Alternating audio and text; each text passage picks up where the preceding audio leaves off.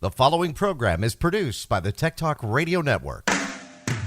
Welcome to another episode of Tech Talk Radio. I'm Andy Taylor. I'm Shawn DeWeerd, just us again. And there's a lot to talk about, too. I mean, last week, we talked, the first segment was about Apple and their big announcements. And now we're seeing more and more news coming out about Apple and some of the things. I just went ahead and upgraded my iPhone 14 to the latest 18, but I noticed down below it said iOS 26 now available. I think it came out 2 days ago. Hey, iOS 26 is available. I was like, ooh, it's not a beta version anymore. Let's go. It's the full. Now, you've been using the beta version for iOS 26 for how long? 2 months at least. Yeah, as soon as it was available, when they announced it, I downloaded it that day. I didn't hate it. It's been working so good for what it is, and the liquid glass and the animation style and stuff. And I've gone in and tweaked some of the settings to my liking, and I think it gave me an advantage against people who just got it, because now I'm hearing the same complaints about certain features that I had during the beta. And and I was like, oh yeah, just do this or do this. If I went ahead and did it, all right. And again, remember, I've been an Android user for about a year. I've just come back to Apple, and it looks the same as when I left it. What would be the biggest adjustment for me going to iOS 26 if I go ahead and do that? So, I mean, you're familiar at least with iOS. The biggest thing, if I had to sum it up in like one easy to define phrase, this OS is designed for two-handed operation. Really? So a lot of the menu functions, a lot of the search functions, a lot of the X's, a lot of the it's been designed. Normally, I used to hold my phone with one hand a lot, and I could reach, mostly right-handed. I could reach up and hit the X's with my thumb or whatever, if it was at the top of the menu. Now, a lot of the UI experience has been moved to the bottom of the phone. The X's are at the bottom right. Creating new messages is the bottom right. So a lot of key features that normally would be at the top right are now at the bottom right. The search has been moved to the bottom. It seems, I mean, a lot more people are using the phones. Like on a day-to-day basis, millions and millions and gazillions of people are using their phones for everything. How do you hold it? I can type relatively quick with one thumb, but if you put two hands on it, now I can type really fast with two thumbs. It's almost going back to the types of phones where you used it, where you just had the keyboard, right? Original Blackberries. It's like you always want the keyboard there because you're always typing, but it can go away. You can swipe up. Still can do it one-handed, still type one-handed and stuff. But now I'm finding myself having to remember muscle memory. Okay, to start a new message, I have to go to the bottom right instead of the top left. So if I'm holding it one-handed and I try and go up to the top, or I try to go over. So it's just relearning muscle memory things. So I think from a fundamental design, that's the easiest way I can sum it up, is it's been designed for two-handed operation. Like you're going to be holding onto it a lot more two hands. Right. Now, some people I know, Shawn, they'll put their phone in, in a mount, or, I've got a mount here in the studio, or it's mounted in front of me. And then it's just a matter of, picking what I want to do. That can still work for somebody. I mean, if they want. Well, yeah. And I think something that I use quite a bit is if my phone's laying down and I want to respond to a message, I'll do the swipe texting. Yeah.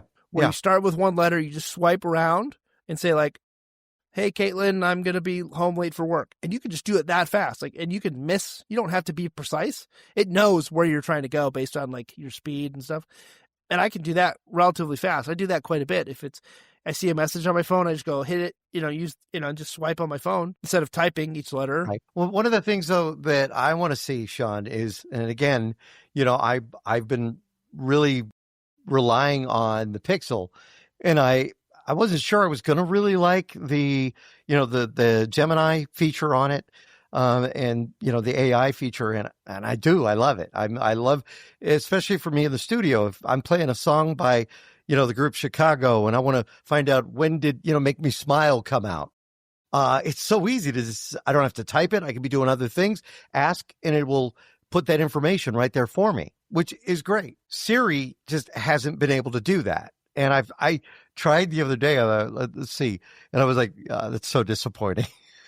Yeah, I mentioned it when we talked about it right after the announcements aired. The only AI announcement they made for the iPhone event was for the AirPod Pros. That's it. Yeah. The only AI announcement. There hasn't been anything since. If they do integrate, and they were talking about this, mentioned this last week too, if they do integrate Gemini, which there has been talk. I don't know if that's been squashed yet. But if they do integrate that into the Apple interface, that would be great. I think that'd make people happy. I mean, you could do it with third party. ChatGPT, you could, add that app, or any of the other AI companies, you could add that as an app and do the same thing, basically. But I like the responsive time and everything that I've been getting with Gemini. I think that's been working good. I just don't know how I mean, I'm still on the fence about AI in general. I've kind of always been the naysayer about AI. I do find it's useful for certain things. Right. I don't like that it's literally in everything, and I get nervous about that it's going to be in toys going forward. Yeah, that's scary. And, it's so easy to, I don't know. It's interesting seeing younger generations, especially because they work at university, seeing how other students are dealing with AI and what they're thinking about. And now you're starting to see trends with teachers having people physically write their essays and physically write because they can't, it's like, you have to prove to me that you didn't do with AI. How do you do that? Write it. Well, I think there's two types of, and I've talked to a teacher about this too. There's two types of students, ones that are going to allow the AI to do the whole article, and those that are a little sharper than that will use it to create kind of a flow chart of it, but then go in and add what add what they've learned, edit it, make it their own. And I think it's the same way with business too. That's going to work the best. If you see, I've seen posts online where I just go, that's AI. And I've seen written text online, whether it be a post on Instagram or Facebook. I go, yeah, that's AI. When somebody takes the time to use it to get the info they need to put together something, then yeah, that works out good. I haven't done a whole lot of image generating with AI. It maybe a couple, like, here's a random troll from my D&D game or something. But I haven't really had it generate anything for me. So yeah, Amanda reached out. We were talking to Amanda, who is she hadn't been on the show for a while because she's been so ingrained in education and what she's doing there. But we were talking the other day about Soros, and that she was trying to create, a creature for her class. And so I was trying Soros to create. None of it looked really great to me. It just didn't have that feel. I did a news segment that ran this past week, which was good because we were talking about Riverside FM, which we use for producing the show. There are some great AI features in that as well. And I had to create a shot where some people were sitting around a table doing a podcast because I didn't have video of us doing it. So I figured, okay, let's do that. But it's so crazy because as soon as you cut to any text that's on the screen, you look at it and go, what word is that? It's like, it can't get it all together, at least in the short amount of time that we want it. So that's kind of the downside with these AI features. But we're looking for that more, I think, in our personal devices. This is the new generation's .com bubble. AI is going to be everywhere and then it's just going to just disappear. Right. And yeah. It's going to be crazy. I don't know what effect it's going to have on jobs and that kind of stuff, but it's not going away, for one. We know that. But I think the number of companies that are just solely banking on AI taking over the majority of their workforce is a bad play. And all it takes is like a major Amazon outage or a major ChatGPT outage. And those companies are going to be screwed for an unknown amount of time. And if you hire somebody that's a vibe coder that just learned how to code with AI and Grok or whatever, and then you come up against a serious problem that it can't solve, or you need back-end development help, you're going to be paying a premium for somebody to come in and clean up a mess that somebody created sloppily with AI. I mean, there's a reason they call it AI slop. And you're seeing a lot of professional long career coders looking at stuff and going, yeah, it works, but there's no support if anything goes wrong. There's no back end. There's no redundancy. There have been people that have said, I've been using, Codex to do my coding. I've been using, the AI features to help me with writing code. The thing is, I don't think it's at that point, and I don't know if it'll get to that point where we can't jump in 100% and say, just do this for me. Because it's just like anything on the net. You could watch a video on YouTube. It may not apply to you in what you're trying to do. You have to have an open mind by going and looking at it and going, is there a different way? If we become too reliant on it, that could end up hurting us in the long run. Yeah, and I had a coworker that said it pretty well straight up. He said, until it can get to 100% accuracy, it's never going to be everywhere. Saying what? They're 80% accurate, 85% accurate? And he looked, he's a graphics operator for what we do for sports. He's like, if I'm 80% accurate in my stats, I'm going to get fired. Yeah. I'm losing my job. If I miss 20% of my graphics that go to error and they're wrong, misspelled, I'm fired. I'm done. He's like, and so how can we rely on that to be for something so critical? We're trying and rely on AI to do it and generate graphics and stuff like that. It's like that. This just won't happen. There are certain jobs that it just can't do due to the critical level of accuracy. Are there companies that are better at it, Shawn? I mean, when you look at, I know you don't really use AI too much, but like there are some, like I used voice AI for a long time. Just, played around with it, created contests with it, had some fun with it. And honestly, it's like, meh. But then I recently tried 11 Labs and I typed, so 11 Labs has it. So if you wanted to create a commercial or you wanted to create something for the show or whatever, you could type it in. The problem is the AI does not understand your inflection. So it's like, imagine talking to C-3PO. C-3PO is going to just spit it back out as whatever you're putting in there. But it does have a feature where I can talk on a microphone and I can say things and I can, change my inflection and the AI will pick that up. And if you're replacing it with a different voice or a different style, it will understand that. So, there are some companies I think that are better at that than others. There are some video companies now. So you could you pick which AI character you want. I don't know if people know this. You pick which AI person, you give the script, or you actually say what it is, and they will basically have a person that's supposed to be you then pitch in a product. I saw one the other day, though. They obviously typed it in because when it came to that AI model saying 7 times the growth factor, it said 7x the growth factor because it doesn't know that's supposed to represent 7 times. So, and they never fixed it. I didn't understand that. We're all feeding it. It's growing every day. It's going to grow into this huge amalgamation that nobody knows what it's going to look like. And from my experience, right, I've only really used ChatGPT because it's provided to me by the university and Amazon Q to do a little bit of coding. Just it'll be very, very minimal. Like, take this file and rename it, or I did use it to organize a bunch of photos. Right? It's like take all these photos and put them in. I scanned them in by year, put them in folders by year, and all this stuff, and it did a really good job. But that's about all I've used it for, and I use it really to the thing I use it for the most is to search user manuals. Like, that's a good idea. idea. This is the product that I have. This is what I'm trying to find. Please find me the manual and show me where it is in the manual. And it'll show me where the PDF is. I can download it. It'll highlight it for me in the PDF, and I can get to where I need to be relatively quickly, even if I don't have the manual available to me. Is this going out onto the web and looking for it, or do you input a set both here? So you could do that too. Yeah, so I could upload the PDF and say, Here's the PDF.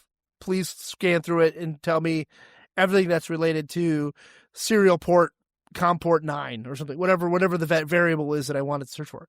But there's just so many times where it's like, it's really bad at, if I'm trying to build ROS custom controls for our video switcher, it's really bad and inaccurate quite a bit. So I've just found myself just saying, show me the manual and show me where the key commands are, and I'll build it myself because it's really bad, really awful at building those. And it's 90% inaccurate.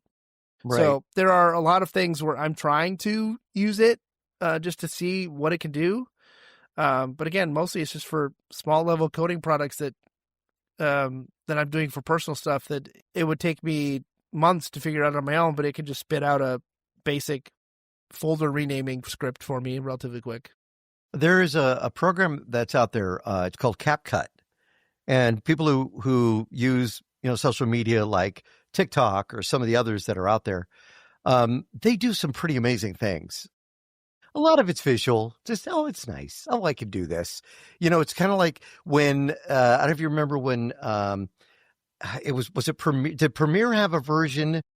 I'm trying to think. Did Adobe Premiere have a version that the average person could use for creating things in editing? And it was fun. I'm pretty sure they did. I know they had like a Photoshop Lite or whatever, that you could use. But with this, you can take a set number of photos with CapCut and you can upload them and it'll create a musical scene. Now, if you pay for CapCut, you can get a longer scene. You can do more stuff. People are doing some neat things. One of those features is it took the photo and we've talked about this before, that uncanny valley, right? And my sister-in-law had posted a photo of Gloria's mom and dad, who were both no longer with us. But she had taken the photo of, she had taken a screen, not a screenshot, but taken a picture with her camera of a photo that was on the wall. She didn't have a scanner. And so you get the flash at the bottom left of that, reflecting off the glass. I put it into one of the AI programs and I had to fix it. And it did. I put it into Google Photos and I had the AI there go ahead and fix it. And it was like, cool. And you got this great looking photo now. It's all cleaned up. And I put it into CapCut and it can animate them. And I did it. And then I had this regret because here is this thing that looks really cool to me. But if I show it to my wife, this is her mom and dad. Yeah. They're no longer we've talked about this before, right? I think even like 3 years ago, you were like, hey, I found this really great website. If I upload a video of or this picture of my grandpa, it'll animate it. And you showed it to us. And I was like, that's weird. Yeah. And you're like, it's weird. Like, and it can be painful. Yeah. Because it's not how people, it's a weird sensation to see and hear somebody that and know it's not real. They're even doing the voices now. Yeah, that's weird. I think I have maybe 2 minutes of my dad talking, who sounded a lot like Michael Caine. That's why I always like Michael Caine movies, who is coming out of retirement, which I can't believe. He's going to be doing a movie. But and it was the same thing. I wanted to do that, but then I realized, do I really want to do that? Do we really want to go there, suddenly seeing these people that look at that? And it's a moment that never existed, created from a moment that did. Yeah, and I think a lot of the AI is just thrust upon the content creation world because it's easier to create more content, and that's what it takes to be the top of the top in the content creation world. Is you're creating content every day, and that takes a lot of work to do quality content. If you're doing it by yourself or you're doing it with a small team, it's a lot of work. And if you could just do it by AI, and yeah, I mean, we're using some of that AI stuff for this show, and because it's a 4-person thing, and you're doing all the editing, you're doing it. But it's like I'm hard pressed outside. If I did something like this, I would use it for this because it makes sense. But for like anything I'm doing with my videos, my time lapses, my photos, I had a hard time editing my stuff in general, and I was always a big against really any editing. It was one of my philosophies, my personal philosophies for photography was shoot to print, not shoot to edit. Exactly. So I was always trying to get the perfect exposure, the perfect colors, the perfect composition. And that's not always realistic. And, I don't really know Photoshop that well. I could go in and maybe blur out a couple dust spots if I didn't clean my sensor. And the only AI I've used in my photo editing is their Lightroom has a new AI noise reduction. Oh yeah. For long exposure or, nighttime stuff. And it looks really good. Now it doesn't do it perfect and you can tweak it and stuff, but even that makes me feel a little icky about it. I was trying the other day, Shawn, to take a photo, and I put it into Photoshop and I wanted to separate something out of the photo.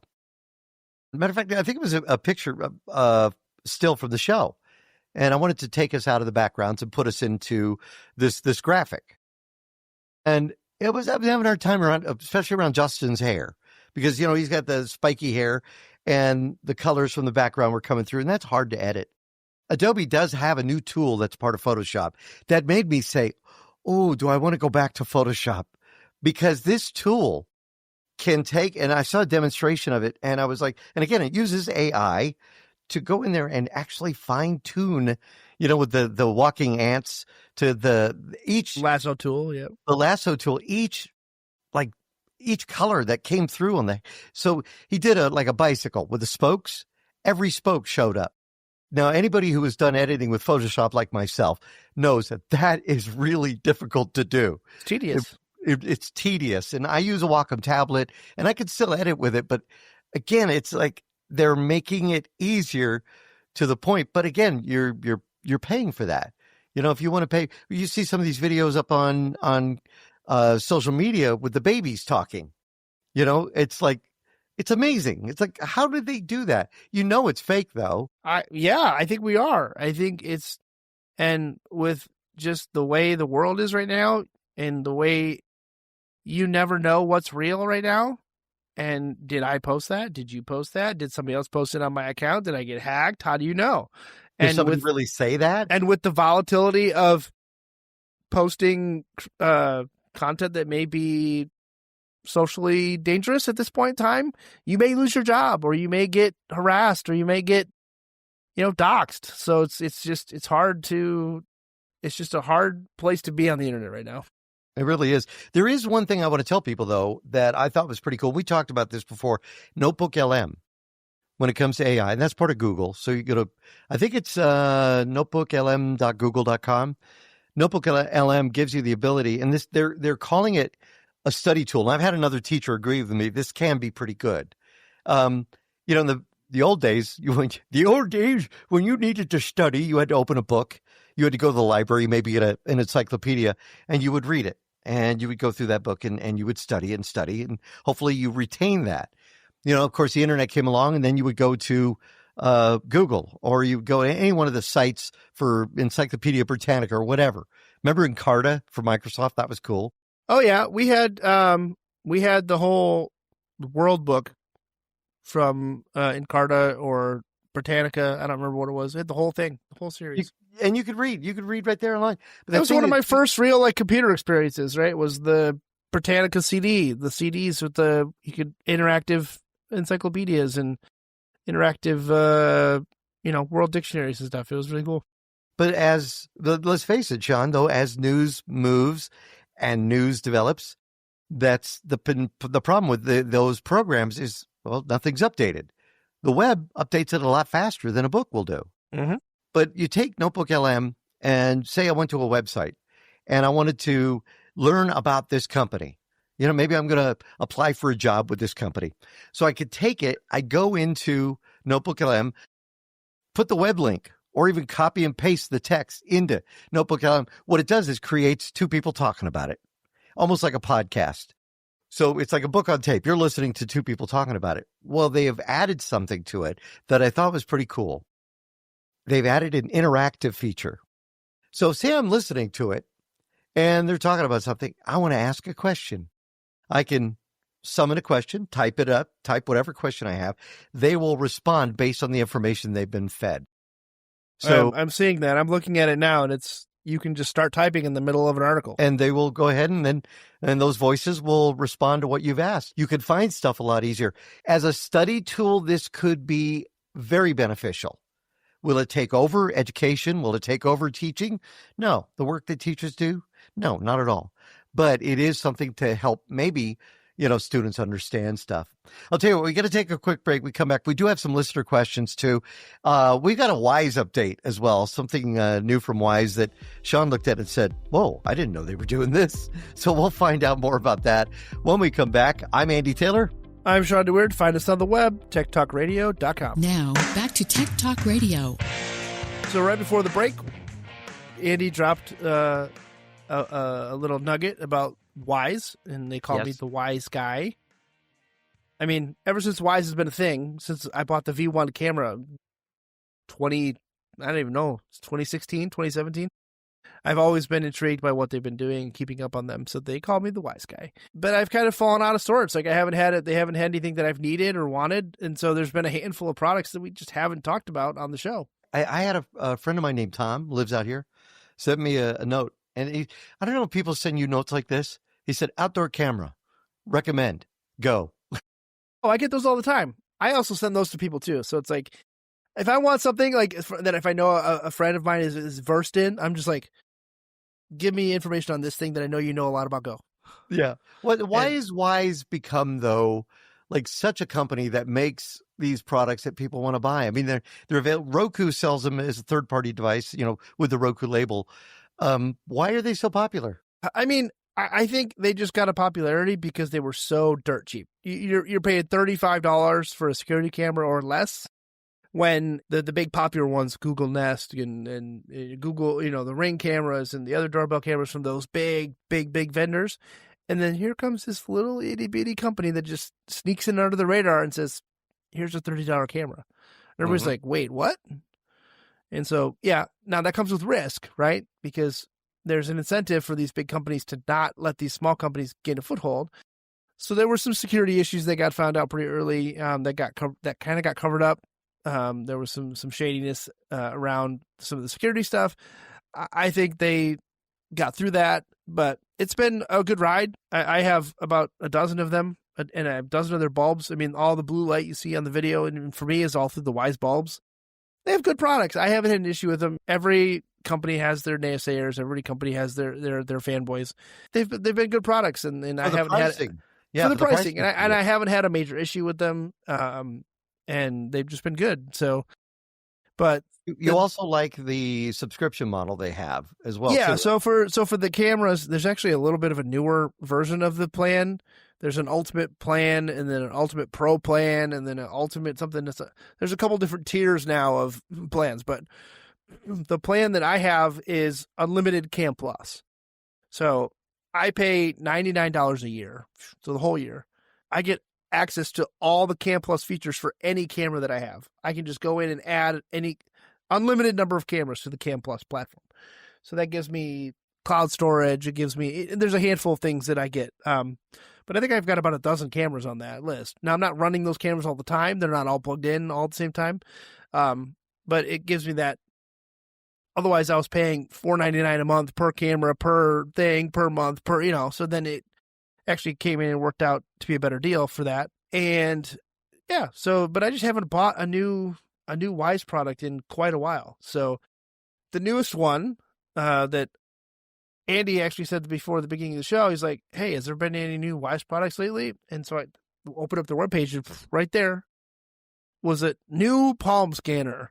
So it's a Wise deadbolt lock. So they have a smart lock, but this one apparently can do vein scanning. So not like in the sci-fi movies where you put your palm up and it reads the palm or whatever, but or you can just type the number in on the screen and it'll do it. So it's got a palm reader. It's called the Wise Palm Lock. So does it come with so you'd install this lock in your door, and it comes with that, and then so you basically replacing your door handle with it. Cool. So it'd be like a smart lock, on your door or your deadbolt. So I wouldn't necessarily say your door handle, but your deadbolt. Contactless entry with palm vein recognition. You can control it. You can unlock it from your phone. It's got a 6-month battery life. It's got a really big, it says 6-month main battery. I don't know what the actual size of the battery is. You can unlock it with your palm, code, keys, app, voice assistant, or latch. So it's just a cool little thing. It looks kind of cool. I like the fact that they have so many products, Shawn. Every time, we'll talk about Wise, whether it be the camera over the garage. I've been wanting to get one of those that has the lights. I mean, I have a camera, but that's it. And it picks up pretty good. But not like, Shawn, Matt was talking about Reolink, which is funny because I've had a Reolink camera forever, and you never really heard too much about them. Suddenly people are talking about them, but Wise does it, and you save money on it, and you still capture what you need to. So I think if Wise does this one thing, and they make it available that out of the box, you can align these via RTSP. So you can record to your own local storage on a NAS or whatever, however you want to do it. Just by default, you can enable it. Don't have to go buy a hacked firmware to do it, which I've done. Give me RTSP straight out of the box. Yeah, it's wireless, whatever. You're going to get a little latency there. But then I can choose my own storage. I don't have to rely on cloud storage. I don't have to, and then I can view it all on my own, on my own server, and I can do all my own viewing if I want to. I can connect to my VPN. I can give that to me. Give me the freedom to leave my own content on-prem instead of having to put it in the cloud. That would be huge for me, because it would just free up some security risk, some security concern. Like, you don't have to, if you want it available in the cloud, sure, but you don't have to have it available in the cloud. Right now, it's all cloud, right? I don't want to say it all in the cloud. You can record locally to the SD card, but to get that, if you want to view it on your phone, it has to go to the cloud. There's some other things. If you had the ability to just do all RTSP straight out of the box, configure it how you wanted, it'd be huge. But yeah, the other two products that they had that we hadn't talked about, they have a Wyze bulb cam. This is cool. Yeah. So it's like a light bulb that you screw in that's got a camera hanging off the bottom. So think of it like you put one in your, the sconces that are around your garage door. So the two lights that are on the opposite sides of your garage door, one of them could now have a bulb in it and then a camera. Now that's low-hanging fruit for a thief. If they wanted to, they could just unscrew it, whatever. But any light socket now can become a camera. Yeah. Which they have a light socket adapter too, also, which works pretty good. But then you're left having that light switch on.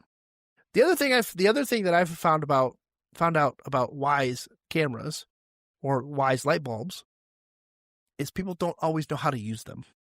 If you have guests over, I physically hacked two of the Wyze switches to run them off USB. So cool.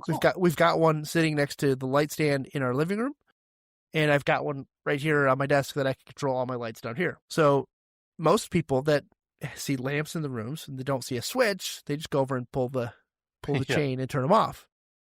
Well, then if you go to hit the switch, it doesn't do anything because the power's off. So I'm trying to get people to understand that no, you can just push this button that's right next to the lamp to control them both. Well, what if you want one of them off? Mm-hmm. Because on the Wyze switch, you only get 4 functions. You get one press, long press, double press, triple press. So I've got it set in my living room for one press is on. Right. Long press turns all of the lights in the house off. So like even if I left my lights on down here, or if I left the light on the living room or the back room or the garage, long press on any of my light switches turns them all off. Double press will put the lights in the living room at 10%. So if at nighttime we're trying to wind down, we can triple press brings everything to 100%. So like daytime, if the lights are on, or if you're trying to get a little bit brighter, you can just go triple press. So and now you do this all with the Wyze app, right? Yeah, you just configure it in the Wyze app. Yeah, so every switch you have can do those 4 functions, right? Or 5 functions. Long press, single press, double press, triple press. Have you thought about Fight Electric? Because see, the thing is, the Wyze the Wyze cameras are great. The Wyze other features, they've done everything from even mobile vacuums like the Roomba, similar to that. But I don't know, But the light bulbs themselves, if you look at Fight, FEIT, they make some bulbs, and I have some of those, and I like them. Roku makes them as well, which I think could very well be Wyze bulbs. But I'm wondering, the pricing wise, we see the pricing on the cameras a lot better than the Nest cameras, much better than the Real Links, but the Real Links quality is amazing.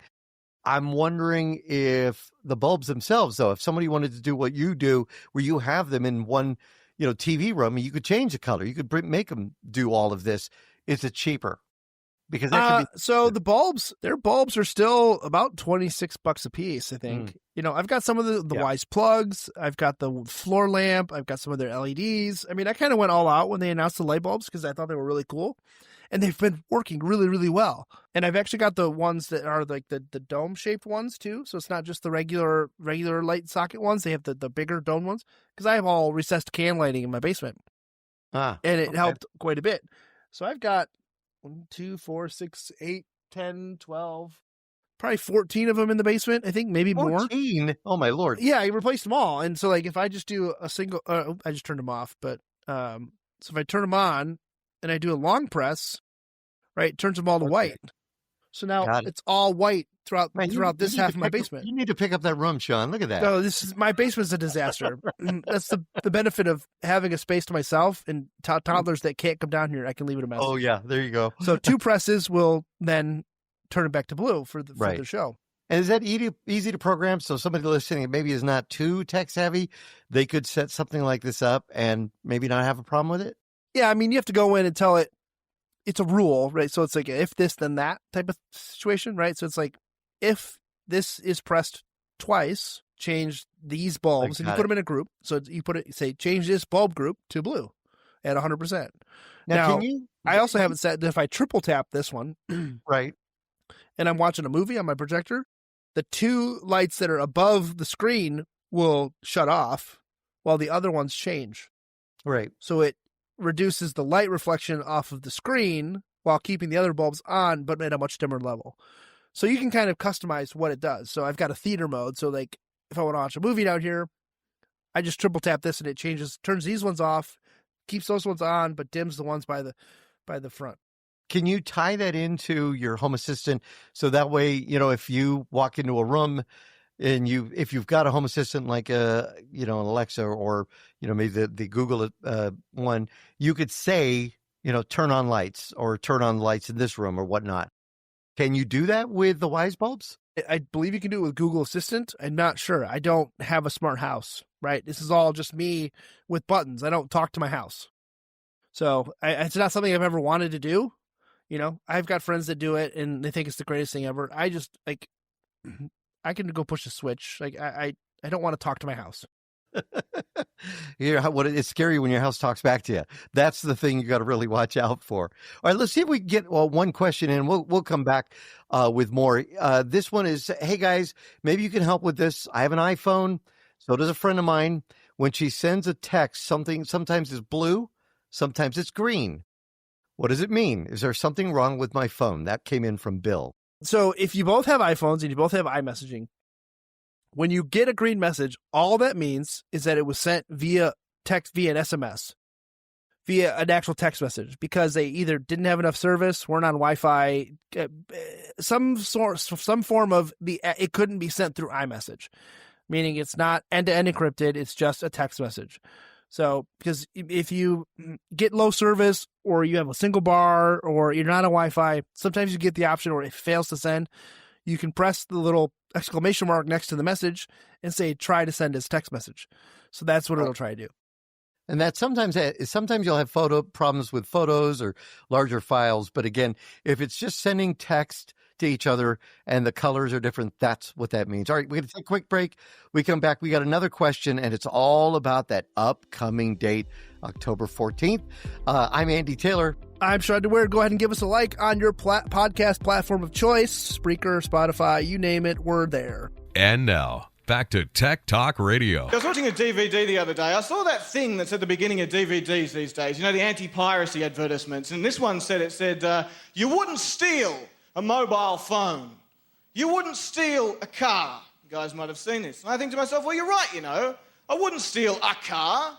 But if a mate of mine called me up and said, Sam, I've just bought a new car. Would you like me to burn you a copy? I reckon I'd consider that. We got another question on the show. We just handled Bill's question about, the green, blue text on an iPhone, which also, if you have an Android device, you may notice that they're blue. Does that still let somebody know that you've read their message? So, about 6 months ago, Apple actually started supporting RCS messaging, which was the whole Android not being able to talk to Apple, low-res images, and you can't, whatever. So if that's enabled, and they have read receipts enabled, you can now see when they're typing, if they're typing, if they've read your message, etc. So the message is still green, so it's not coming from an iMessage device, but it's got the features of iMessage pretty much wrapped up. All right, good. Now, Lisa sent us this question about the big upcoming date, October 14th, and some people have been really worried about this. But this is a good question. She said it was about Windows 10. She said her company she works for has about 10 computers, all on Windows 10. And the boss is freaking out, thinking he needs to buy 10 new PCs, Windows 11. And all the work needed to do the transfer of the data, everything to those new PCs. She listened to the show and heard us mention that for $30 a year, you could get your updates at least for a year. At least it's for a year. This is what we know of. You could get the security updates. And she wanted to know, would that be safe to do? So her boss isn't thinking he's going to have to drop $600, $700 on a brand new Windows 11 times 10, where instead he's paying $30 per seat. And again, remember, that's per seat. That's not per PC.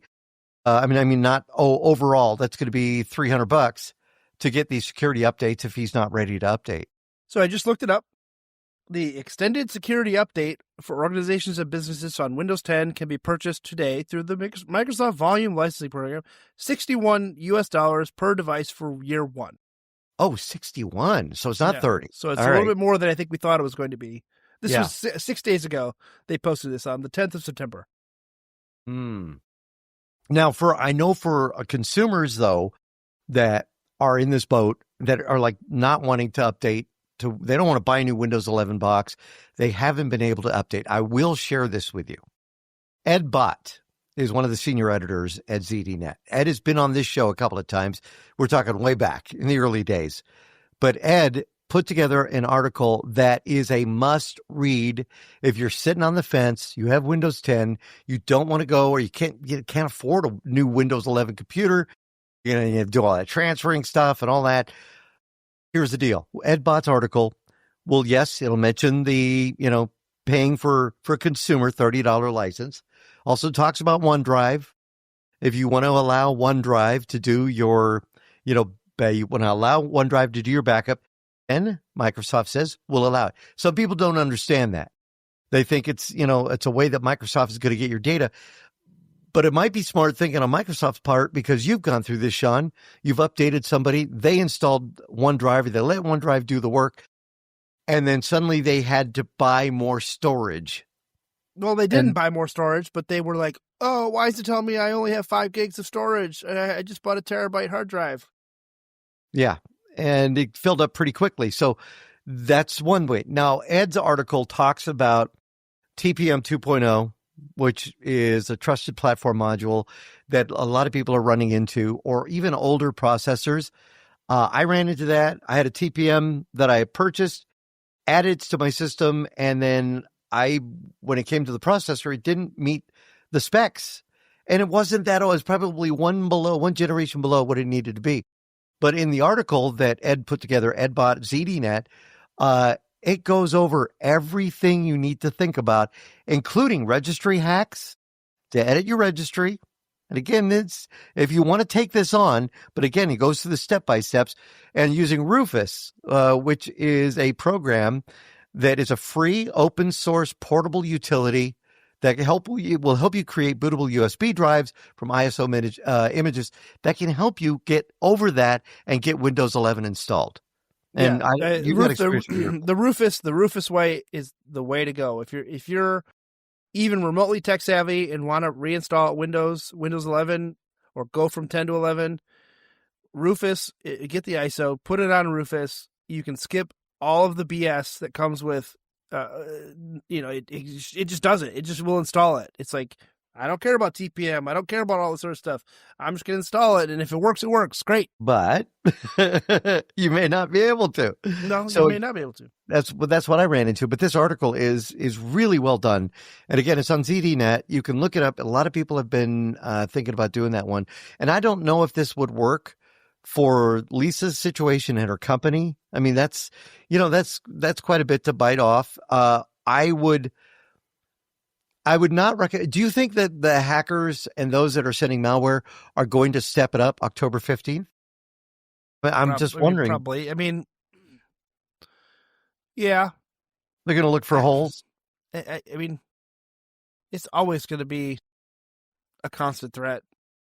And I think you just have to keep up on keeping your patches in place, because those companies have people that their whole job is to just look for threats and update code and push, if you work at an organization, I'm sure you get the emails that say patch Chrome. There's a critical day 0 vulnerability, patch Chrome.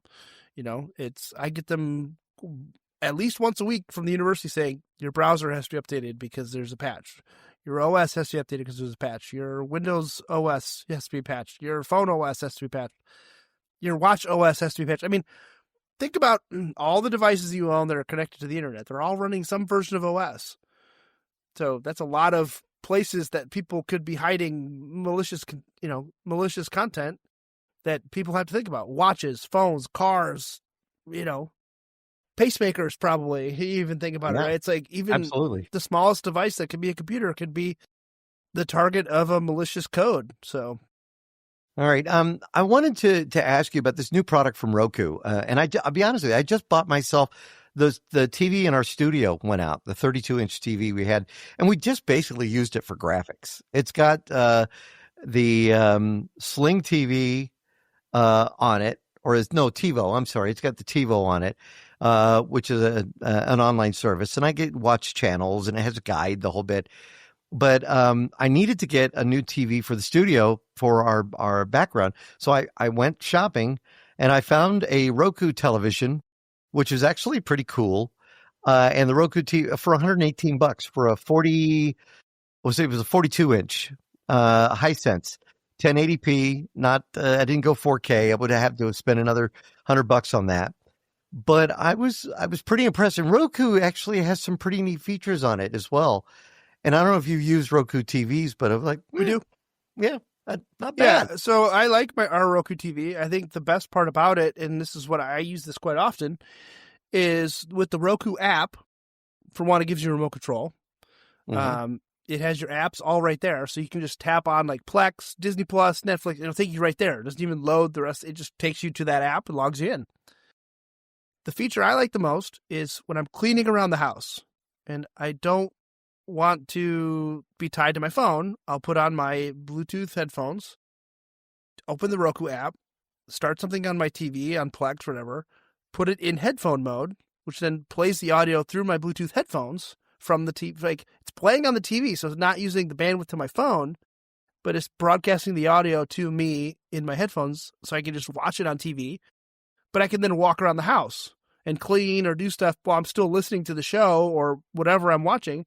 That I use that all the time. It's perfect for if you're vacuuming and you're vacuuming the living room and you're like trying to watch and listen at the same time. You can't do that without headphones on. But if you do that, it's great. And they're noise canceling. So I use it all the time when I'm walking around the house. So for somebody with maybe hearing difficulties, yeah, you can pair it with this is a good thing and a bad thing, right? My dad and my father-in-law both have new, really fancy hearing aids that you can pair Bluetooth to. So sometimes you walk into the house, they're watching TV. You sit down, you try to talk to them, but they can't hear you because they're listening to the TV in their hearing aids. Yeah. And then they see you and they're like, oh, I didn't know you were there because I was listening to the TV in my hearing aids. Because they're like, oh, my mom will be on her iPad doing work and my dad wants to watch TV, but it's distracting for my mom. So he'll put it into his hearing aids. And then my mom needs his attention, but he can't hear her. Okay, so here's something, though, and I'm wondering about this, Shawn, how this would work pretty good. So if somebody is watching a show and they just have a little harder time hearing it, I've been wearing headphones for almost 40 years, right, in this job. And my hearing is not the best in the world because of that, the constant, feeding right into my ear. So I always have the TV up too loud. Gloria's always saying, can you turn it down? It's too loud. Sorry, she doesn't always sound like that. But, and I'm wondering, could I put the Bluetooth from a Roku television into my earbuds, right? And then she could still hear the TV? Don't know. I've never tried it. It always just mutes it, the output of the TV. So I don't know. Now, could two people on two separate phones hear it that way? I don't know. Never tried it. All right, we're going to investigate that one. But Yeah, so back to the projector, right? Yeah, their new projector from Roku. Yeah, new projector from Roku. It's 1080p. Right? It can take in 4K, so you could feed it a 4K source, but it downscales it to 1080p, which is fine. 330 ANSI lumens, not the best, but not the worst. And it says it can do 40-inch to 150-inch. 150-inch, wow. 150-inch, yeah. It's got autofocus and auto keystones. Keystone is like the Z dimension space, like if you're trying to get it so it looks flat. Right. It's got a 10 watt. It's got a built-in speaker, so if you're portable and you're trying to get it, it looks awesome. Bluetooth headphone mode, which we just talked about. There you go. All right. And works with Roku wireless speakers or soundbars. It has Apple Play support, plus it has the Roku OS. So any app, if you have a Roku TV, any app that you can get on the TV will be available on the projector, which is great. Have you you use a projector, right? Yeah, I have a BenQ 1080p.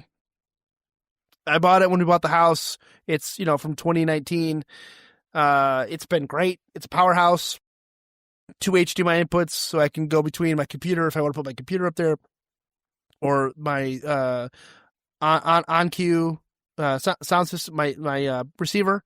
So I've got my Switch, my Xbox, my PlayStation, a Blu-ray player.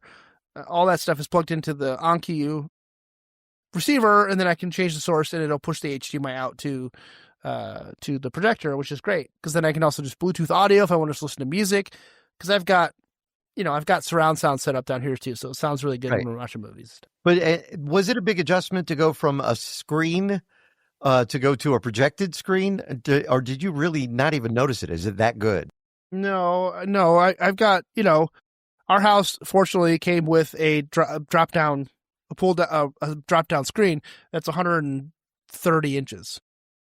So I had to set the projector up at the appropriate distance, but it looks fantastic. I mean, we've watched Super Bowls, New Year's Eve, TwitchCon, BlizzCon, anything we like to watch. We just pull it up either from my Xbox or from my PC, just plugged in HDMI. So looks and sounds great. Their first projector they put out. And the nice thing about it, cost-wise, because the BenQs I know are very pricey. It was about $800, I think. Yeah, we looked at one from Samsung years ago. That was huge and it was great. The 4K, the whole bit. But you can pick this up for under $200. $249 MSRP or $179 on Amazon. All right, we're going to take another quick break. We come back. More of Tech Talk Radio. I'm Andy Taylor. I'm Shawn DeWeerd. Friend us on Facebook at Tech Talkers. And now, back to Tech Talk Radio.